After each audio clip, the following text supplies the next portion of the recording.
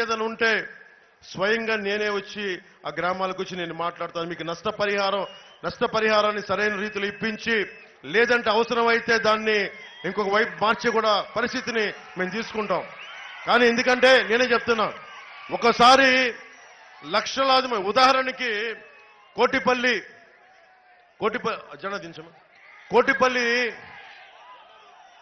Kotipalli Narasapuram railway line చాలా కీలకం. ఇది ఇన్ని లక్షల మంది ప్రజలు ఒక్క రైలు కూత వినిపించాలని. ఇప్పుడు మనం ఊహించుకోండి, దారి పొడుగుతా వస్తుంటే హెలికాప్టర్ని చూస్తూ ఉంటే, కోనసీమ చూస్తుంటే, రాజోలు చూస్తూ ఉంటే, మనకి పి గన్నవరం చూసినా, అమలాపురం పోయినా, మన ఇటు రాజోలు వచ్చినా ఆ పైనుంచి చూస్తుంటే ఎంత సుందరంగా ఉందో, ఎంత అందంగా ఉందో. కొబ్బరి తోపులు, అందమైన నదులు, కాలువలు ఊహించుకోండి. వీటి మధ్యలో నుంచి ఒక రైలు కూతతో ఒక ఒక ట్రైన్ పోతా ఉంటే ఎంత సుందరంగా ఉంటుంది. కేరళ తరహాలో, రాజస్థాన్లో ప్యాలెస్టాన్ వీల్స్ లాగా మనం ఈ కొబ్బరి తోపుల మధ్య మనం కూర్చోబెట్టి ఒక చక్కటి రైల్వే లైన్ చేసుకోగలిగితే మనకి చాలా అద్భుతమైన టూరిజం డెవలప్ అవుతుంది. ఇంతమంది యువతకి ఉపాధి అవకాశాలు ఎక్కడి నుంచి కల్పిస్తాం? డబ్బులు ఇచ్చుకుంటే వెళ్ళిపోతే సరిపోదు, డబ్బులు సృష్టించాలి. సంపదను ఎక్కడి నుంచి సృష్టిస్తాం? మనం పని చేయాలి కదా. ఈ రోజు నేను ఇన్ని వేల మందికి కౌలు రైతులకి డబ్బులు ఇవ్వగలిగాను, ఒక్కొక్కరికి ₹1,00,000 చొప్పునంటే నాకు నటన అనే ఒక సమర్థత, ఒక ప్రతిభ ఉంది. చిరంజీవి గారు పెట్టిన భిక్ష అది అనేది చేయడం వల్ల రాజకీయాలకు చేశాను, రాజకీయాలకు వచ్చా. కానీ నిజంగా ఒక సమర్థత, ఒక ప్రతిభ ఉంటే అది ఒక భీమ్లా నాయక్ సినిమా అయింది, ఒక వకీల్ సాబ్ సినిమా అయింది. సినిమాలు చేస్తే డబ్బు అంటే పని చేస్తేనే డబ్బు వస్తాయి. ఆ డబ్బుకి నేనేం చేశాను?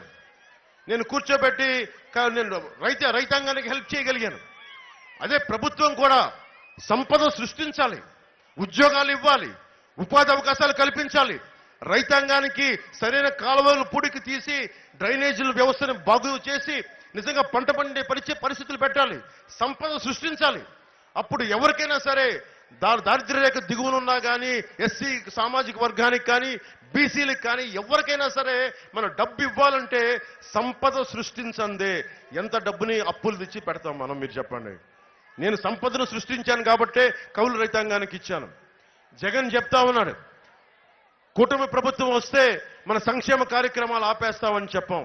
సంక్షేమ కార్యక్రమాలు జగన్ చేయట్లా. జగన్ తాత ముల్లే ఇవ్వట్లేదు.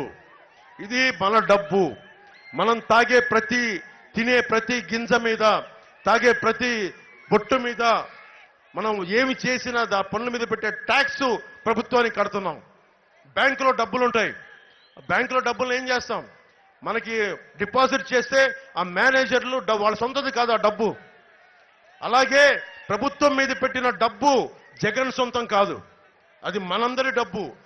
నాయకత్వం ఎలా ఉండాలి అంటే ఏ సమస్యకి ఎక్కువ డబ్బు ఇవ్వాలి, రైతాంగానికి ప్రాధాన్యత ఇవ్వాలా, మహిళలకు ప్రాధాన్యత ఇవ్వాలా, ఏ సమయంలో ఎవరికి ప్రాధాన్యత ఇవ్వాలనేదే నాయకత్వం తాలూకు లక్షణం. వారి కార్యక్రమాలు అలా ఉండాలి. మొత్తం మా అందరం రోడ్ల మీదకి వచ్చి కేవలం సంక్షేమం అని చెప్పి అప్పుల్లో చేసి మీకు ఈ రోజున డిఎస్సి నోటిఫికేషన్ కూడా లేకుండా చేశాడు జగన్. మీకు ఉపాధి అవకాశాలు ఉన్నాయా? ఇంత పచ్చటి కోనసీమ ఉంది, మీకు ఉద్యోగాలు ఉన్నాయా? మీకు ఉపాధి ఉందా? ఒకసారి మీరు ఆలోచించండి.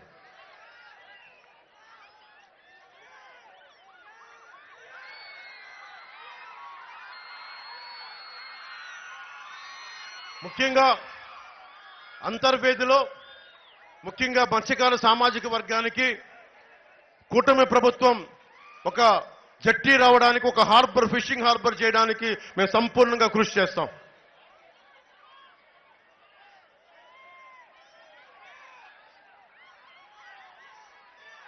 అలాగే మీకు తెలుసు, నేను 2016లో DCA dredging corporation of India అని మనకి హార్బర్లో ఇసుకని పూడికి చేసే బోట్లు ఉంటాయి. ఆ డ్రెడ్జింగ్ కార్పొరేషన్ ఆఫ్ ఇండియా దానికి సంబంధించి నిజంగా కనుక ఇక్కడ ఒక రీజనల్ ఆఫీస్ కనుక పెడితే మన రాజోల్లో మీలాంటి యువతకి చాలా మందికి ఉపాధి అవకాశాలు వస్తాయి. ఇది నేను ప్రధానమంత్రి గారితో, కేంద్ర నాయకత్వంతో మాట్లాడి ఇక్కడ ఒక స్థానికంగా ఉండే ఒక కార్పొరేషన్ రీజనల్ ఆఫీస్ ని, DCI రీజనల్ ఆఫీస్ ఇక్కడ డెవలప్ చేసే పరిస్థితిని హరీష్ గారు, మనకి వరప్రసాద్ గారు మేము బాధ్యత తీసుకుంటాం. ముఖ్యంగా గోదావరి జిల్లాకి ఆధ్యాత్మిక క్షేత్రాలు ఇక్కడ చాలా ఉన్నాయి. ఈ ఆధ్యాత్మిక క్షేత్రాలకు సంబంధించి ప్రతి ఒక్కరికి ఇక్కడ టూరిజం డెవలప్ చేస్తాం. పర్యాటకానికి సంబంధించి ప్రత్యేకమైన దృష్టి పెడతాం. గోదావరి ఒడ్డున బలంగా దిండి రిసార్ట్స్ ఉన్నాయి. దిండి రిసార్ట్స్ ఎంత అద్భుతంగా ఉంటాయో మీకు తెలుసు. అలాంటిది ఈ తీర ప్రాంతం అంతా రిసార్ట్స్ కనుక కేరళ తరహాలో మనం డెవలప్ చేసుకోగలిగితే, కేరళ తరహాలో టూరిజం డెవలప్ చేసుకోగలిగితే బోల్డ్ అంతా ఉపాధి అవకాశాలు లభిస్తాయి. అంతేగాని వచ్చిన ప్రతిదీ కూడా నాకేంటి అని అనకుండా, మనకి లాభాలు లేకుండా, లంచాలు లేకుండా నిజంగా మీకోసం పనిచేసే ప్రభుత్వాన్ని మేము తీసుకొస్తాం. ముఖ్యంగా రాజోల్లో గల్ఫ్ దేశాలకు వెళ్లే వాళ్ళు ఎక్కువ. ఇక్కడ ఏజెంట్ల మధ్యలో నష్టపోతా ఉన్నారు. పాస్పోర్ట్ల కోసం, అలాగే పాస్పోర్ట్ దశ నుంచి వర్క్ పర్మిట్ దాకా, వీసా దాకా అవగాహన లేక ఏజెంట్లు వలలో పడి మోసపోతా ఉన్నారు. దీనికి సంబంధించిన మోసాలు జరుగుతూ ఉన్నాయనిపించింది. మేము వరప్రసాద్ గారు ఇక్కడ ఎన్నికలో గెలవగానే గల్ఫ్ దేశాలకు వెళ్లే వారి కోసం ఒక సహాయక కేంద్రం ఏర్పాటు చేస్తాం. గల్ఫ్ దేశాలకు వెళ్లే వారి కోసం ఆర్థిక పరమైన అవగాహన కూడా ఉండదు. దీనికోసం కనీసమైన అవగాహన కల్పించే ఈ సహాయక కేంద్రాన్ని ముందుకు తీసుకొస్తాం. అలాగే గల్ఫ్ దేశాలకు వెళ్లే వాళ్ళకి ఎలాంటి స్కిల్స్ నేర్చుకుంటే మీకు మంచి ఉద్యోగాలు వస్తాయి, ఉపాధి అవకాశాలు వస్తాయని చెప్పి కూడా ఆ స్కిల్స్ ని గుర్తించి ఇక్కడ ట్రైనింగ్ ఇచ్చి మిమ్మల్ని గల్ఫ్ దేశాలకు పంపిస్తాం.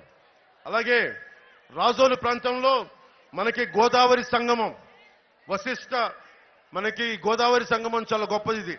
ఇది అన్నా చెల్లెళ్ళు గట్టు అంటాం మనం దీనిని ప్రపంచమంతా తెలిసేలాగా, దేశం అంతా తెలిసేలాగా జనసేన, టీడీపీ, భారతీయ జనతా పార్టీ కూటమి వల్ల ఈ ప్రతిదాన్ని కూడా అద్భుతమైన టూరిజం స్పాట్ గా చేసే అవకాశాన్ని తీసుకుంటాం.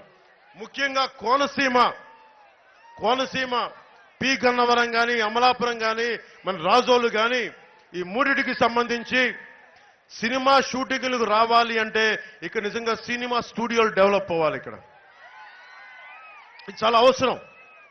ఎందుకంటే ఇన్ని కోట్ల జనాభా పెరిగిపోతుంది. భారతదేశం నుంచి వచ్చి ఈ పచ్చని పరిసరాలని, ఈ గోదావరి తీరాన్ని డెవలప్ చేసుకోవాలంటే నిజంగా ఇక్కడ ప్రభుత్వం తరపు నుంచి సినిమా స్టూడియో లాంటివి డెవలప్ కావాలి. అలాంటివి ఎందుకంటే మనకి తమిళనాడు నుంచి, కేరళ నుంచి, మనకి కర్ణాటక నుంచి, ఉత్తరాది హిందీ రాష్ట్రాల నుంచి, మనకి మిగతా రాష్ట్రాల నుంచి కూడా మనకి వచ్చి ఇక్కడ ఉన్న చక్కటి అందమైన పరిసరాలని షూటింగ్కి అనువుగా ఉండేలాగా, ఎందుకంటే టూరిజం పెరుగుద్ది, మీ అందరికి అవకాశాలు ఉంటాయి, ఉపాధి అవకాశాలు పెరుగుతాయి. బోళ్ళంతమందికి సినిమా రంగంలో కూడా మీకు బలమైన అవకాశాలు వస్తాయి.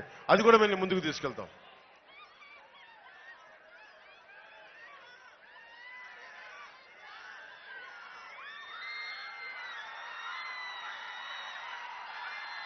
అంతర్వేది దేవస్థానం భూముల్ని అన్యాక్రాంతం అవుతున్నాయి. చాలా లాస్ట్ టైం పోయినప్పుడు ఇవన్నీ అడ్డగోలుగా దోచేశారని చెప్తా ఉన్నారు.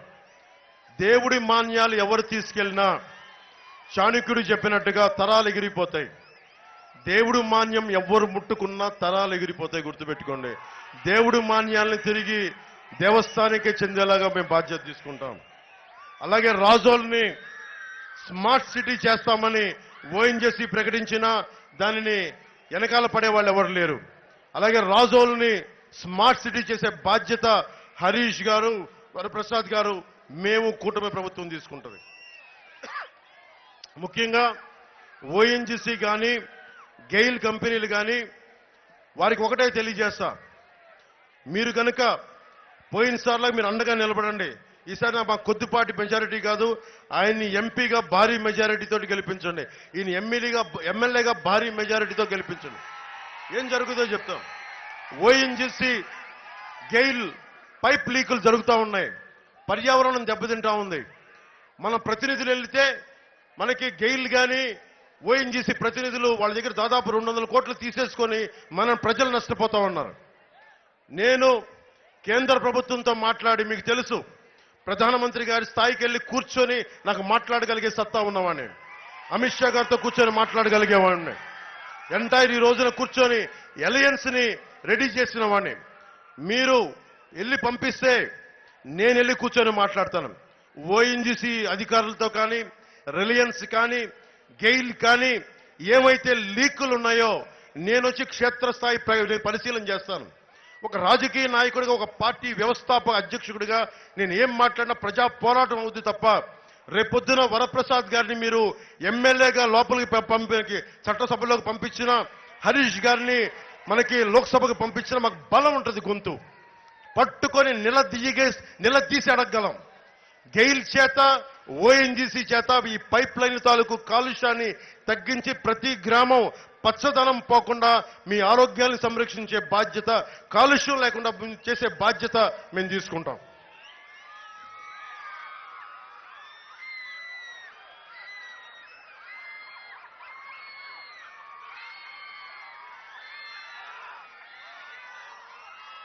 ఎమ్మెల్యే రాపాక వరప్రసాద్ గారి అవినీతి. 5 ఎకరాలు ఇల్లు కట్టుకున్నారు ఆయన.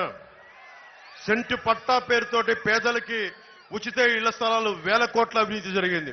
ఆ 1000 కోట్ల ఈయన కూడా ఒక చిన్నపాటి షేర్ తీసుకున్నారు. పట్టాలు ఇచ్చిన భూములు తక్కువ రేట్లు కొని ప్రభుత్వానికి దాదాపు 4 ఇంతలు ఎక్కువ డబ్బులు ఇచ్చుకున్నారు. ఈ స్థలాలన్నీ ఇచ్చిన స్థలాలు బాగున్నాయా అంటే అన్ని నదీ పరివాహక ప్రాంతాలు, చెరువులు, శ్మశానాల మధ్యలో, పల్లప ప్రాంతాల మధ్యలో ఇవ్వడంతో పేదలు ఇల్లు కట్టుకునే పరిస్థితి లేదు. పేదలకు ఇల్లు కట్టలేని ఎమ్మెల్యే కత్తి మండలం, ఒక మల్కీపురం మండలం కత్తి మండలంలో ఒక 5 ఎకరాల్లో మంచి భవనం కట్టుకొని ఉన్నాడు. మన ఓట్ల మీద గెలిచి పేదలకు ద్రోహం చేసి కూర్చొని మల్కీపురం మండలంలో 5 ఎకరాలు ఇల్లు కట్టుకున్న వ్యక్తి. అదొక్కటే కాదు, ఇసుక కూడా బెదిరించి తీసుకున్నారు. ఇనుమును కూడా వ్యాపారం నుంచి బెదిరించి తీసుకున్న వ్యక్తి. ప్రైవేట్ స్థలంలో ప్రభుత్వ నిధులతో ఇల్లు కట్టుకున్న వ్యక్తి. అంతర్వేది రథం దగ్ధమైతే ఆయన కూర్చోబెట్టి ఈ రోజు దాకా దాని మీద ఏం మాట్లాడాల. సకినేటిపల్లిలో ఫైర్ స్టేషన్ కావాలి 2019కి అడిగిన రాపాక గారికి జగన్ పంచన చేరాక ఈ రోజుకి ఒక ఫైర్ ఇంజిన్ గురించి అడగాల్సిన మనసు రాలా. ముఖ్యంగా దాతలు ఇచ్చిన కాలేజ్ ఉంది. దాతలు ఇచ్చిన మల్కీపురంలో కళాశాల భూములపై వీళ్ళు వైసీపీ మరి కన్నుబడింది. దాదాపు 500 కోట్ల రూపాయల విలువైన భూములు. ఒక్కొక్క లెక్చరర్ని బదిలీ చేసి దాన్ని మూసేసి 500 కోట్ల భూమిని దోచేయడానికి ప్రయత్నం చేస్తా ఉన్నారు. వైసీపీ నాయకులకు ఒకటే చెప్తున్నాం, 18 రోజులు మేము ప్రభుత్వాన్ని స్థాపిస్తున్నాం. ఒక్కొక్క అవినీతి పరుని రోడ్డు మీదకి లాక్కొచ్చి మీ చేత ఫైన్ కట్టిస్తాం.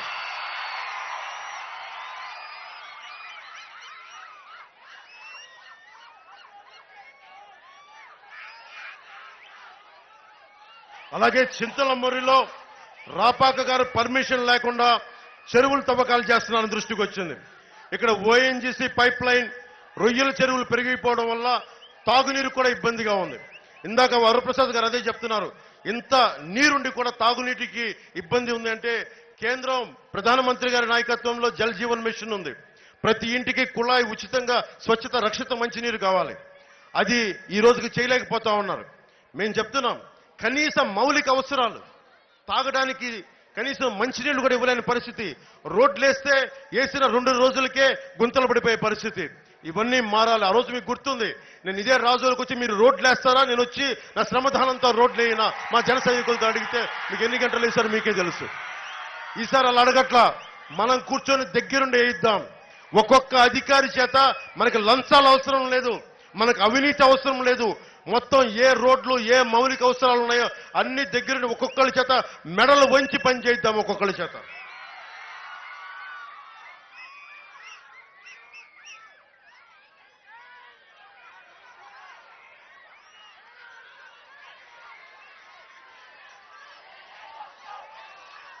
చంద్రబాబు గారు మన తెలుగుదేశం పార్టీ నాయకులు 2 జరుగుతూ ఉన్నాయి. ఆంధ్రప్రదేశ్లో వైఎస్ జగన్ పాలనలో కొన్ని విచిత్రమైన పరిస్థితులు జరుగుతూ ఉన్నాయి.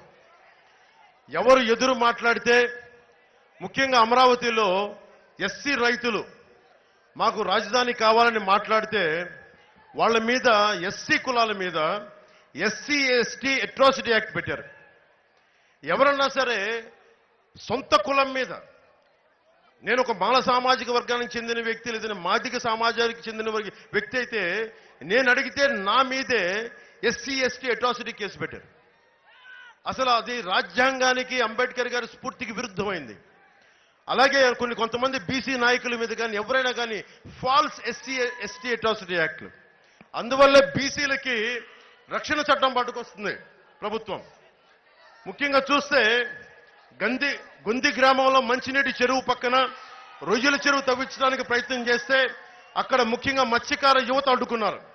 అగ్నికుల క్షత్రియ యువత అడ్డుకుంటే వారిపైన ఎస్టీ అట్రాసిటీ యాక్ట్ చేసి వారిని కేసులు పెట్టి భయపెడతా ఉన్నారు.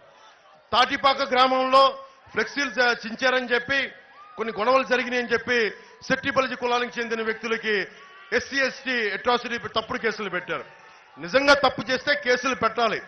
అసలు తప్పే జరగకపోతే వేరే గొడవ జరిగితే వారి మీద అకారణంగా అన్యాయంగా ఎస్టీ అట్రాసిటీ కేసులు పెడితే ఇది చాలా అన్యాయం, చాలా అక్రమం. ఇది నేను ఓట్ బ్యాంక్ పాలిటిక్స్ మాట్లాడలా. అంబేద్కర్ గారి రాజ్యాంగం ప్రతి ఒక్కరికి రక్షణ కల్పించబడింది.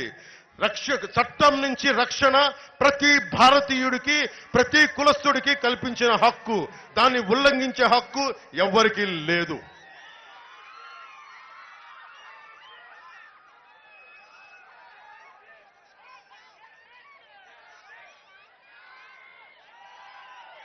ఈరోజున వైసీపీ నుంచి పోటీ చేసిన గొల్లపల్లి గారి చరిత్ర కూడా చాలా ఉంది చిట్ట.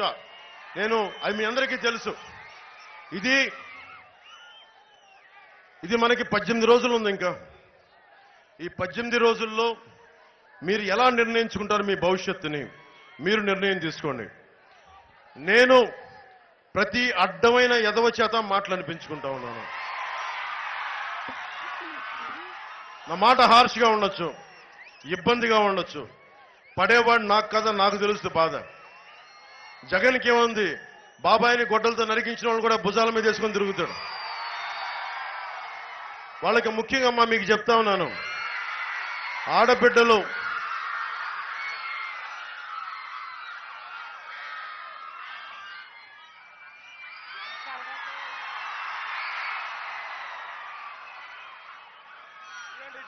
కెమెరాస్ అన్నీ అట్టున్నాయి, అది సమస్య.